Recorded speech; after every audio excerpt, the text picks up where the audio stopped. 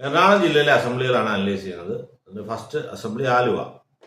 ആലുവ എന്നുള്ളത് ആലുവ മുനിസിപ്പാലിറ്റിയും 7 പഞ്ചായത്തോട് ഉൾപ്പെടെ 8 ലോക്കൽ ബോഡികൾ ചേർന്നാണ്.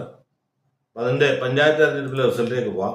പഞ്ചായത്ത് തെരഞ്ഞെടുപ്പിൽ UDF ഭയങ്കര ഒരു അപ്പർ ഹാൻഡാണ് പഞ്ചായത്ത് തെരഞ്ഞെടുപ്പിലുള്ളത്. UDF ഏകദേശം 40% വോട്ട് നേടിയിട്ടുണ്ട്. 63,000 വോട്ട് നേടിയപ്പോൾ രണ്ടാമതെത്തിയിരിക്കുന്ന അതേഴ്സാണ്, സ്വതന്ത്രരാണ് രണ്ടാമതെത്തിയിരിക്കുന്നത്. 37,712 വോട്ടുണ്ട്. മൂന്നാമത് മാത്രമേ LDF ഉള്ളൂ, 36,825. NDA 21,000 വോട്ട് നേടി ഒരു 13% അവിടെ പ്രസൻസ് അറിയിച്ചിട്ടുണ്ട്.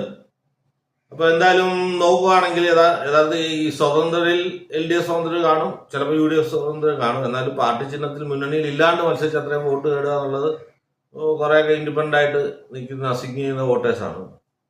നമ്മൾക്ക് സീറ്റൂടെ നോക്കാം. ഇതുവരെയുള്ള മെമ്പർമാർ നോക്കാം. UDF 99 മെമ്പർമാരുണ്ട്, LDF 32, അതേഴ്സിന് 24, NDA 12. ഇനി നമ്മൾ ഇത്തവണ മത്സരിക്കുന്നവരെയും കഴിഞ്ഞ വർഷത്തെ റിസൾട്ടൊക്കെ ഒന്ന് നോക്കിയേക്കാം.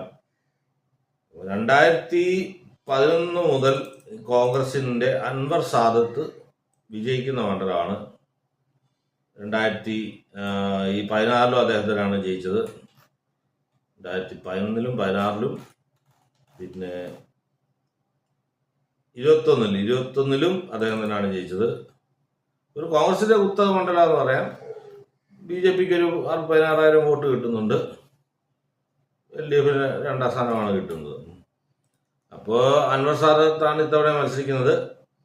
മാരിഫിനെയാണ് CPMന്റെ കുറച്ചുകൂടെ ശക്തരായ ആലപ്പുഴ MP ആയിരുന്ന ഹാരിഫാണ് ഇവിടെ ഇപ്പം അൻവർ സാദത്തിനെതിരെ മത്സരിക്കുന്നത്. BJP MA ബ്രഹ്മരാജ്, ഇവരാണ് ഇത്തവണത്തെ സ്ഥാനാർത്ഥികൾ. ആലുവയിലോട്ട് ഒന്ന് വന്നു നോക്കി കഴിഞ്ഞാൽ ആലുവ ഇത്രയധികം UDFന് വോട്ട് ലോക്കൽ ബോഡി കിട്ടി. മെമ്പർമാർ വളരെയധികം കൂടുതലാണ്. പിന്നെ ഓൾറെഡി അൻവർ സാദത്തിന് സ്ഥിരമുള്ള ഒരു മണ്ഡലമാണ്. അതുകൊണ്ട് ആലുവ UDF നിലനിർത്തുന്നതാണ് എൻ്റെ പ്രതീക്ഷ. NDAക്ക് വോട്ട് ഷെയർ കൂടും. LDF കഴിഞ്ഞ അസംബ്ലിയെക്കാളും കുറവായിരിക്കും വോട്ട് പിടിക്കുക. NDAക്ക് ഒരു അത്യാവശ്യം കുറച്ചുകൂടെ വോട്ട് 20,000-25,000 വോട്ട് വരെ കൂടാൻ സാധ്യതയുണ്ട്. ഇപ്പോൾ എന്തായാലും ആലുവ UDFന് വേണ്ടിയാണ് ഞാൻ അനലൈസ് ചെയ്യുന്നത്. UDF കിട്ടുമെന്നാണ് എൻ്റെ അനാലിസിസ്.